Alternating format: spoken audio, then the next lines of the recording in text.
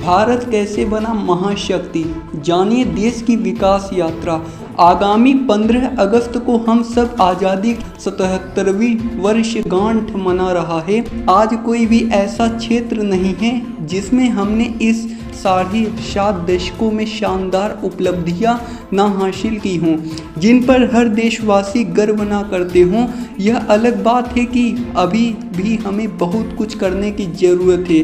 खाद्यान्न उत्पाद में हुए आत्मनिर्भर। जब हमें आज़ादी मिली थी उस समय भारत का वार्षिक खाद्यान्न उत्पादन 5 करोड़ टन से भी कम था और खाने वाले 35 करोड़ से भी ज़्यादा थे।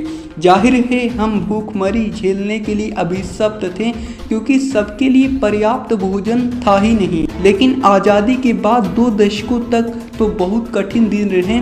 तभी हमारे दूसरे प्रधानमंत्री लाल बहादुर शास्त्री ने एक तरफ जहां हरित क्रांति के लिए योजना बनाई और कृषि वैज्ञानिकों को इनकी महत्वपूर्ण जिम्मेदारी दी, वहीं देश की नैतिक ताकत का इस्तेमाल करते हुए आम लोगों से दिन में एक समय या सप्ताह में एक दिन के उपवास का आह्वान किया। इन प्रयासों का नतीजा आज यह है कि भारत दुनिया के उन गिने चुने देशों में से एक है जो अनाज का निर्यात करते हैं। आज भारत 78 देशों को चावल निर्यात करता है, 1 दर्जन से ज़्यादा देशों को गेहूं निर्यात करता है। आज भारत का सालाना औसत अनाज उत्पादन करीब 32 करोड़ टन हो चुका है। आज भारत दाल, चावल, चीनी, कपास, फल और सब्जियों के उत्पादन में या तो पहले या दूसरे नंबर पर है। आज़ादी के बाद की ये सबसे बड़ी उपलब्धि है कि भारत खाद्यान्न उपलब्धता के मामले में बहुत संपन्न देश बन चुका है, बने दुनिया की आर्थिक महाशक्ति। अगर अर्थव्यवस्था के आईने में देखें तो आज़ादी के बाद भारत जहां दुनिया की पहली 50 अर्थव्यवस्थाओं में भी कहीं नहीं था, वहीं भारत आज दुनिया की 5वीं सबसे मजबूत अर्थव्यवस्था है। हम सकल घरेलू उत्पाद जीडीपी के पैमाने पर ब्रिटेन, फ्रांस, इटली, रूस और कनाडा जैसे विकसित देशों को पीछे छोड़ चुके हैं। आज हम $4.5 ट्रिलियन की इकोनॉमी हैं और बैंक ऑफ अमेरिका के मुताबिक साल 2031 तक हम दुनिया की 3री सबसे बड़ी अर्थव्यवस्था होंगे।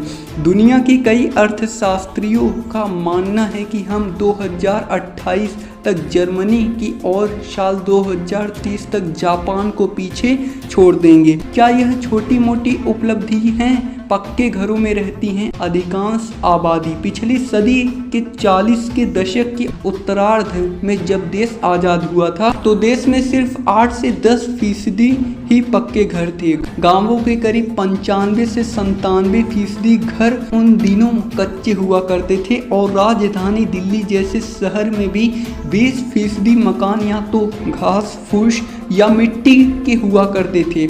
आज गांवों में औसतन 70% मकान पक्के हैं और शहरों में तो यह प्रतिशत 99 के ऊपर है। भले दुनिया इसे चिन्हित ना करे, लेकिन यह भी कोई छोटी उपलब्धि नहीं है। शस्त्र निर्माण में बने अग्रणी, भले हथियारों के हम दुनिया में सबसे बड़े आयातकों में से एक हो, लेकिन हम सिर्फ आयातक नहीं हैं, हम बहुत तेजी से हथियार निर्यातक देश के रूप में भी उभरे हैं। आज छोटे हथियारों के मामले में हम दुनिया के 6वें सबसे बड़े निर्यातक हैं।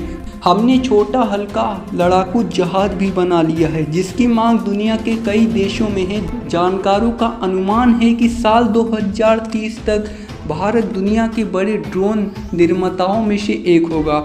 जिस देश के पास 7.5 दशक पहले कोई ढंग की राइफल तक अपनी नहीं थी, वही भारत आज दुनिया की सबसे जटिल और सटीक लंबी दूर की ब्रोहोश जैसी मिसाइल का उत्पादक है।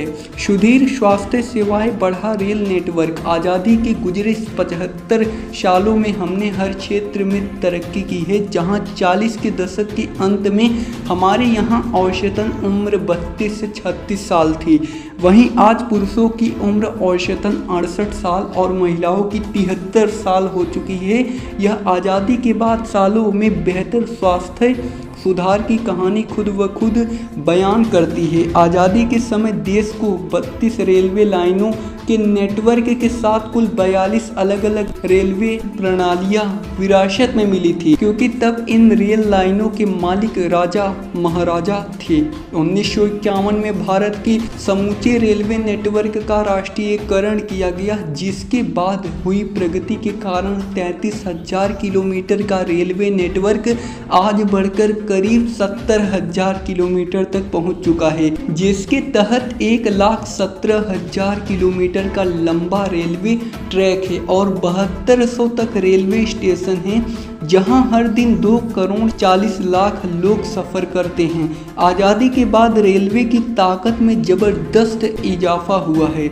विज्ञान प्रौद्योगिकी में लंबाई ऊंची छलांग। जहां तक विज्ञान और वैज्ञानिकों की उपलब्धियों का मामला है तो 1947 में जहां हम सिलाई मशीन से सुई से लेकर खाने पीने वाले बर्तनों तक का आयात करते थे, वहीं आज भारत विज्ञान और औद्योगिक उत्पादन के नज़रिए से भी एक महाशक्ति बन चुका है।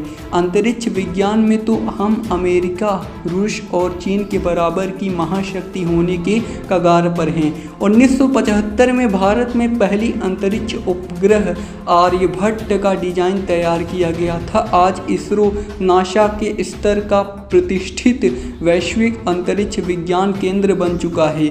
आज हम प्रक्षेपण की दुनिया के माहिर देश माने जाते हैं।